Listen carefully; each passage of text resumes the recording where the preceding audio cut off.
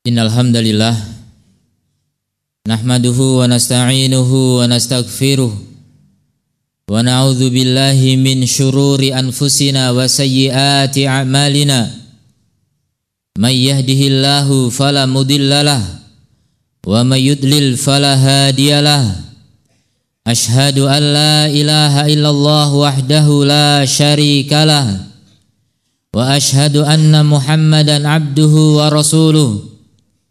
Ya ayyuhalladzina amanu taqullaha haqqa tuqatih wa la tamutunna illa wa antum muslimun. Ya ayyuhan nasu taqu rabbakumul ladzi khalaqakum min nafsin wahidah wa khalaqa minha zawjaha wa batha minhuma rijalan katsiran wa nisaa'a wattaqullaha alladzi tasaaluna bihi wal arham innallaha kana 'alaikum raqiba. Ya ayyuhalladzina amanu taqullaha wa qulu qawlan sadida yuslih lakum a'malakum wa yaghfir lakum dhunubakum wa may yuti'illaha wa rasulahu faqad faza fawzan 'azima. Amma ba'd, fa inna asdaqal hadithi kitabullah wa khairal hadi Muhammadin sallallahu alaihi wa alihi wasallam wa syarrul umuri muhdatsatuha fa inna kulla muhdatsatin bid'ah wa kulla bid'atin dhalalah wa kulla dhalalatin finnar. Kaum muslimin jamaah salat Jumat rahimani Allah wa iyyakum. Kita bersyukur kepada Allah Azza wa Jalla yang mengantarkan kita sampai detik ini mendekati saat-saat indah Ramadan. Kita syukuri nikmat ini. Mudah-mudahan Allah antarkan kita semuanya sampai menuju ke Ramadan. Sampai kepada bulan Ramadan, bulan yang dinanti-nanti oleh orang-orang yang beriman. Bulan yang dirindukan oleh orang-orang saleh. Kenapa mereka rindu dengan Ramadan? Karena mereka tahu betapa mulianya Ramadan. Tamu indah dari Allah Azza wa Jalla datang menjelang. Mereka akan sambut dengan sambutan yang sangat matang. Mereka tidak akan sia-siakan kesempatan itu hilang. Mereka ingin agar Ramadan itu benar-benar membawa keberkahan dalam hidup mereka. Kaum muslimin azani Allah wa iyyakum. Kita tahu, sering kita dengar bagaimana perlombaan yang mereka lakukan. Para salafus saleh, para pendahulu kita, bagaimana mereka bersaing. Hidup mereka adalah hidup persaingan, tapi bukan bersaing untuk meraih keuntungan duniawi semata. Mereka bersaing untuk akhirat. Persaingan yang mulia, persaingan yang Allah perintahkan, persaingan yang dicontohkan oleh para anbiya, para nabi. Mereka adalah orang-orang yang bersaing dalam kebaikan-kebaikan. Ulaika yusari'una fil khairat. Mereka adalah orang-orang yang bersaing dalam kebaikan-kebaikan. Wa yad'unana raghaban wa rahaba. Dan mereka menyeru Allah, beribadah pada Allah dengan penuh rasa harapan dan takut. Wa kanu lana khashi'in. Dan mereka adalah orang-orang yang khusyuk kepada kami. Itulah beberapa nabi yang Allah ceritakan. Mereka orang-orang yang bersaing untuk meraih posisi penting di sisi Allah Azza wa Jalla. Sebagian kita ada yang bersaing meraih posisi penting di hadapan manusia walaupun hina di hadapan Allah pencipta manusia. Apalah artinya persaingan itu? Maka bersainglah dengan persaingan yang sesungguhnya. Kaum muslimin azani Allah wa iyyakum. Para salaf telah mencontohkan kepada kita bagaimana mereka menjadikan Ramadan benar-benar bermakna. Mereka tidak sia-siakan kesempatan yang sangat terbatas. Ayyaman ma'dudah, hari-hari yang sangat terbatas. 1 bulan, tidak terasa. Perasaan baru kemarin kita tinggalkan Ramadan, hari ini alhamdulillah Allah antarkan kita sampai detik ini. Mudah-mudahan betul-betul kita bisa sampai Ramadan berikutnya. Kita bisa mengisi Ramadan dengan sebaik-baiknya. Teruslah berdoa dan bertawakal kepada Allah Azza wa Jalla. agar kita bisa masuk Ramadan dan mengisinya dengan kebaikan. Bahkan yang terbaik, jangan sia-siakan kesempatan, karena orang yang tidak mensyukuri nikmat Allah, dialah orang yang akan mendapatkan murka Allah Azza wa Jalla. Perbaiki niat kita dari awal. Maka dari itu kaum muslimin yang dimuliakan oleh Allah Azza wa Jalla, kita lihat orang banyak bersiap menghadapi Ramadan. Artinya mereka ada maklumat, ada pemahaman bahwa Ramadan memang harus dipersiapkan. Namun sayangnya, sebagian persiapan-persiapan itu tidak terlalu penting. Mereka bersiap dengan membeli berbagai aneka ragam makanan untuk persiapan buka dan bersahur. Ada yang bersiap-siap membeli pakaian yang indah-indah untuk ibadah. Itu kebaikan insya Allah. Tapi sejatinya persiapan yang lebih penting bukanlah itu. Ada persiapan yang jauh lebih penting, yang kenapa para salafus soleh mereka bisa bersaing dengan persaingan yang sangat ketat, persaingan yang luar biasa. Sebagai contoh misalnya, Qatadah rahimahullahu ta'ala mengatakan, mereka para sahabat yakhtimun al-Quran fi kulli sab'in, mereka menghatamkan Quran setiap 7 hari sekali. Itu di luar Ramadan. Wa idza dakhalu Ramadan, kalau mereka masuki Ramadan, maka mereka menghatamkan setiap 3 hari sekali. Dan jika memasuki 10 hari terakhir, mereka menghatamkan setiap hari sekali. Itu di antara contoh persaingan. Dan bukan sekedar kuantitas, kita melihat itu sebagai kuantitas. Sejatinya mereka adalah orang yang selain kuantitas, mereka lebih mengutamakan kualitas. Mereka orang-orang yang lebih memahami bagaimana cara masuk surga. Mereka orang-orang yang betul-betul mengerti bagaimana terhindar dari api neraka. Kita melihat riwayat seperti itu kadang-kadang cuma ngitung kuantitasnya. Oh, kalau begitu saya khatamkan Quran sebanyak mungkin. Bukan soal itunya sebenarnya, tapi lebih dari itu.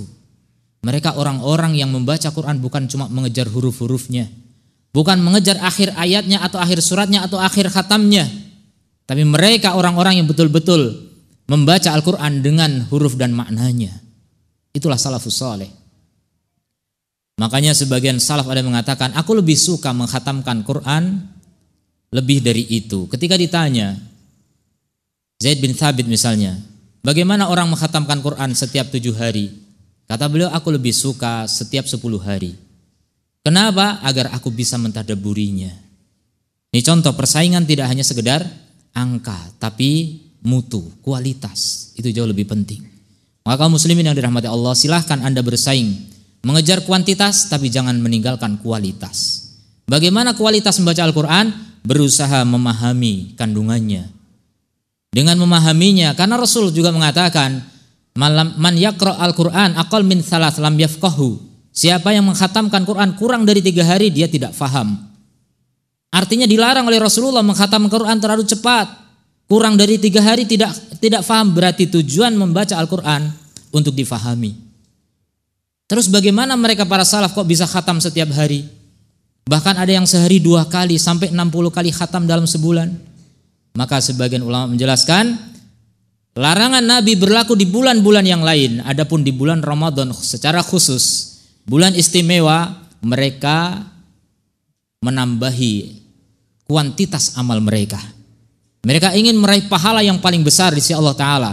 Dan kita jangan curiga berarti mereka tidak faham. Mereka sudah faham. Mereka orang-orang yang benar-benar memahami Al-Quran, tidak sebagaimana kita. Kita walaupun dibiarkan menghatamkan Quran sebulan sekalipun belum tentu paham kalau tidak membaca artinya atau tafsirnya. Maka dari itu kaum muslimin yang dirahmati Allah, semoga kita bisa bersaing dengan persaingan yang benar. Oleh karena itu, ada beberapa kiat persiapan mental sebelum bersaing. Yang pertama, bersihkan hati. Ini kunci yang paling penting. Kenapa orang tidak bisa sholat malam? Kenapa orang tidak bisa khatam Quran? Kenapa tidak bisa saum sunnah? Kenapa tidak bisa sedekah yang banyak? Kenapa dan kenapa? Cuma pertanyaannya satu jawabannya. Karena hatinya kotor. Kalla bal rana ala qulubihim ma kanu yaksibun. Ada ron di dalam hati mereka karena perbuatan mereka dosa. Dosa itu yang menutupi hati. Kalau hati tertutup, maka keburukan terjadi di mana-mana. Ala fil jasadi mudghah, ketahuilah dalam badan ada mudghah, segumpal darah. Kalau dia baik-baik semuanya, kalau dia buruk-buruk semuanya. Dan yang memperburuk hati adalah dosa-dosa. Maka kaum muslimin yang dirahmati Allah, inilah pesan kasih sayang dari khatib untuk dirinya sendiri dan juga untuk jamaah sekalian. Marilah kita bertaubat dari segala dosa, kecil maupun besar, semuanya. Diqqaha wa jillaha, kecil maupun besar, kita taubat kepada Allah, mohon ampun kepada Allah. Jangan merasa congkak, saya enggak punya dosa. Itulah orang yang paling banyak dosa. Bahkan kata ulama, di antara adab dalam bertaubat, apabila seseorang setelah bertobat mengatakan saya sudah bertobat, ketahuilah dia sebenarnya belum bertobat. Karena tidak ada jaminan kalau kita bertobat pasti sudah diampuni oleh Allah. Tidak ada bukti, tidak ada informasi dari Allah Azza wa Jalla. Maka dari itu orang yang bertobat itu harus bertobat dari perasaannya yang telah bertobat. Teruslah bertobat, teruslah bertobat. Dosa-dosa dihentikan, karena syarat tobat berhenti dari maksiat, berhenti dari dosa, apapun dosa itu. Berhentilah. Menjelang Ramadan jangan lanjutkan dosa-dosa. Dari sekarang kita berhenti. Mudah-mudahan kalau hati kita bersih, kita mudah bersaing nantinya. Kita akan menjadi orang yang benar-benar memiliki kerinduan terhadap Ramadan dan kerinduan untuk beribadah di bulan Ramadan, kecintaan yang sepenuhnya kepada Allah dan kepada amal-amal soleh, kepada orang-orang yang soleh. Dan itulah kehidupan hati yang hakiki. Kaum muslimin azani Allah wa iyyakum. Kemudian yang kedua, selain kita bersihkan hati kita, kita memperbanyak zikir kepada Allah Azza wa Jalla. Inilah penjaga hati kita. Ala bi dzikrillahi tatmainnul qulub. Ketahuilah dengan berzikir maka hati menjadi tenang. Tenang bersama Allah, bukan tenang bersama dosa, bukan. Orang ahli zikir tidak akan mudah melakukan dosa, apalagi zikir yang betul-betul zikir. Zikir itu yang betul, bukan dengan lisan semata yang mengucapkan mantra-mantra, tapi zikir hakiki adalah mengingat keagungan Allah, mengingat kebesaran Allah, mengingat kebaikan Allah, mengingat adab Allah dan seterusnya. Itu yang akan menghalangi kita dari berbagai dosa-dosa. Maka jagalah kehidupan kita dengan senantiasa berzikir. Nabi SAW menyebutkan dalam riwayat Al-Bukhari dan Muslim, mathalu man yadhkuru rabbahu wa man lam yadhkur rabbahu, permisalan orang yang mengingat Rabbnya dengan orang yang tidak mengingatnya, mathalul hayyi wal mayyit, seperti perbedaan orang hidup dan mati. Jadi orang yang hidup itu beda dengan orang yang mati, kita semua tahu. Berarti orang yang tidak mengingat Allah hatinya seperti mati, dan begitu yang dikatakan oleh ulama. Ibnu Taimiyah rahimahullah ta'ala mengatakan, permisalan dzikir bagi hati mathalul ma'i lisamaki, adalah permisalan air bagi ikan. Coba bagaimana kiranya seandainya ikan dipisahkan dari air, mati. Begitulah hati ketika dipisahkan dari dzikir. Maka jangan berlepas, jangan sampai lepas dzikir kepada Allah Subhanahu wa taala. Sebagian ahli bijak mengatakan, nisanu dzikrillahi mautu qulubihim, melupakan Allah adalah kematian hati mereka. Ajsamuhum qoblal kuburi kuburu, dan badan mereka sebelum kuburan adalah kuburan bagi hatinya yang sudah mati. Kaum muslimin azan ya Allah wa iyyakum, maka teruskan hidupkan hati kita, jaga hati kita agar mengagungkan Allah, agar lebih mencintai Allah daripada dunia seisinya, agar lebih berharap pada Allah daripada manusia, agar dan seterus dari berbagai amal-amal kesolehan hati. Kunci kebaikan semuanya ada di hati. Maka jagalah hati dengan senantiasa berzikir kepada Allah Azza wa Jalla. Kemudian yang ketiga, tadabbur Al-Quran. Seutama-utama zikir adalah membaca Al-Quran. Dan seutama-utama membaca Al-Quran adalah dengan tadabbur. Dan tadabbur itu artinya merenungkan, meresapi, menghayati untuk memahami sambil terus memikirkan. Bahkan dulu para salaf dalam membaca Al-Quran, mereka bisa mengulangi satu ayat dari awal malam sampai subuh. Mengulang satu ayat diulang-ulang karena meresapi ayat itu. Mereka terharu dengan ayat itu. Mereka menangis karena itu. Ketahuilah, Rasulullah pernah bersabda bahwa kita diperintahkan untuk menangis ketika membaca Al-Quran. Wa idza qara'tumul Qur'ana fabku. Kalau kalian baca Quran maka menangislah. Fa ilam tabku fatabakau. Kalau kalian tidak bisa menangis maka berusahalah untuk menangis. Paksa dirimu untuk menangis. Enggak bisa juga berarti keras hatimu. Minta pada Allah ganti. Begitu kata Al-Hasan Al-Basri. Kalau hatimu enggak bisa menangis lagi, minta kepada Allah untuk diganti hatinya. Dan sebenarnya enggak bisa diganti hati materi, tapi ganti dengan taufik. Kita minta hidayah kepada Allah. Agar bisa memberikan, agar Allah memberikan pada kita hati yang benar-benar hidup, kemudian bahkan bercahaya, cemerlang, gemilang. Karena apa? Karena bisa meresapi ayat-ayat Al-Quran. Dan itulah hati yang hidup. Itulah kehidupan para salaf. Kehidupan para salaf, mereka lebih menikmati Al-Quran daripada Quran. Mereka lebih menikmati ilmu daripada informasi berita yang tidak karuan. Mereka lebih menikmati kehidupan bersama Al-Quran dan As-Sunnah daripada dengan kesibukan hiruk pikuk kehidupan dunia yang melalaikan. Maka kaum muslimin yang dirahmati Allah, marilah kita kembali kepada Al-Quran. Bukankah Ramadan adalah syahrul Quran? Ramadan adalah bulan Al-Quran. Maka sejak sekarang kita hayati Al-Quran, kita tadabburi Al-Quran. Ketika membaca Quran menangis, dan menangis tidak mungkin tanpa tadabbur. Bisa saja orang ikut-ikutan nangis tapi tidak ada maknanya, tidak maksimal. Akan menjadi maksimal ketika kita menangis karena menghayati Al-Quran. Begitu Rasulullah membaca Al-Quran, beliau menangis. Abu Bakar demikian, Umar demikian, banyak para salafus saleh mereka menangis karena membaca Al-Quran.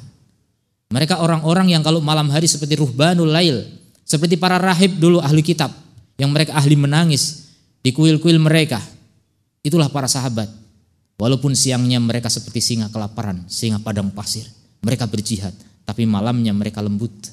Malamnya mereka menangis. Rasulullah SAW ketika mau perang Badar, kata sebagian sahabat, tidak aku lihat semua orang kecuali tertidur, hanya satu, Rasulullah. Beliau sholat, beliau menangis, beliau berdoa.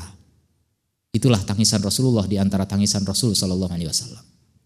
Aku qouli hada wastaghfirullah li wa lakum wa lisairil muslimin fastaghfiruhu innahu wal ghafurur rahim.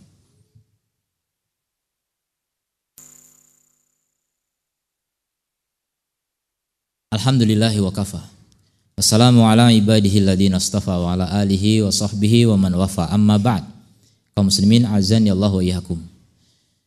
Maka dari itu tingkatkanlah takwa kita kepada Allah Azza wa Jalla dengan terus memperbaiki hati kita. Karena at-taqwa hahuna kata Rasul, at-taqwa hahuna, takwa itu di sini. Sumber, poros, dasar, pondasi takwa itu di hati. Kalau hati tidak bertakwa, percuma ketakwaan dohir. Kita bisa saja badan kita sholat, badan kita sedekah, tapi kalau hatinya kotor tidak ada artinya. Maka kaum muslimin dari mata Allah, perbaiki terus hati kita demi kedekatan dengan Allah. Bukankah Ramadan di antara targetnya adalah meraih takwa? La'allakum tattaqun, agar kalian bertakwa. Dan ketakwaan itu artinya bersihnya jiwa, bersihnya hati ini dari berbagai kotoran. Dari itu persiapkan dengan sebaik mungkin. Kemudian persiapan yang tidak kalah penting adalah menuntut ilmu. Menuntut ilmu sangat penting sekali. Orang-orang rata-rata menjadi tersesat dan menyimpang karena kebodohan. Kebodohan terhadap wahyu. Tidak mengenal Allah, tidak mengenal Rasulullah Sallallahu Alaihi Wasallam, tidak mengenal agamanya. Inilah yang menjadi sebab kenapa banyak manusia terlunta-lunta. Mereka dalam kehinaan, mereka dalam kegamangan, mereka dalam kesedihan dan kegalauan. Tidak ada kebahagiaan sama sekali walaupun bergelimang dunia. Walaupun semua sudah diraih tapi hati hampa, kosong. Kenapa? Karena tidak memiliki ilmu. Maka ilmu yang paling penting diantaranya adalah ma'rifatullah, kenali Allah. Belajarlah Asmaul Husna. Jadikan Asmaul Husna sebagai pedoman dalam hidup kita. Kata Rasulullah SAW, Inna lillahi tis'atan wa tis'ina isman. Allah memiliki 99 nama. Man ahsaha dakhalal jannah. Siapa yang mengihsa'nya masuk surga. Al-ihsa kata ulama Ibnu Utsaimin rahimahullah taala menjelaskan ihsa itu artinya membacanya, memahami maknanya, menghafalnya, memahami maknanya, kemudian mengaplikasikannya dalam kehidupan. Jadi menjalankan ibadah kepada Allah sesuai dengan tuntutan Asmaul Husna, itulah ihsa. Itulah yang akan masuk surga dengan Asmaul Husna. Maka itulah yang akan menjadikan hati kita hidup. Hati hidup ketika hati itu mengenal Allah Azza wa Jalla. Sebagian ulama mengatakan mengenal Allah itu adalah kehidupan bagi hati. Sedangkan mengenal manusia itu akan mematikan hati. Sakit kalau kita sering ingat manusia. Sakit hati kita kalau sering ingat dunia. Tapi kalau ingin sehat, sering-seringlah ingat Allah, kurangi ingat kita kepada dunia. Jangan sampai kita terlalu memikirkan dunia yang fana dan hina sampai kita lupa dengan tujuan kita. Allahumma sholli ala Muhammad wa ala ali Muhammad kama shallaita ala Ibrahim wa ala ali Ibrahim innaka Hamidum Majid. Allahumma ighfir lana dzunubana wa kaffir 'anna sayyi'atina wa tawaffana ma'al abrar. Allahumma a'izzal Islam wal muslimin wa adila syirka wal musyrikin. Allahumma inna nas'aluka ilman nafi'a wa rizqan thayyiba wa amalan mutaqabbala. Rabbana dhalamna anfusana wa illam taghfir lana wa tarhamna lanakunanna minal khasirin. Rabbana atina fid dunya hasanah wa fil akhirati hasanah wa qina adzabannar. Wa sallallahu ala nabiyyina Muhammadin wa ala alihi wa sahbihi ajma'in. Wa akhiru da'wana alhamdulillahi rabbil alamin wa aqimissalah.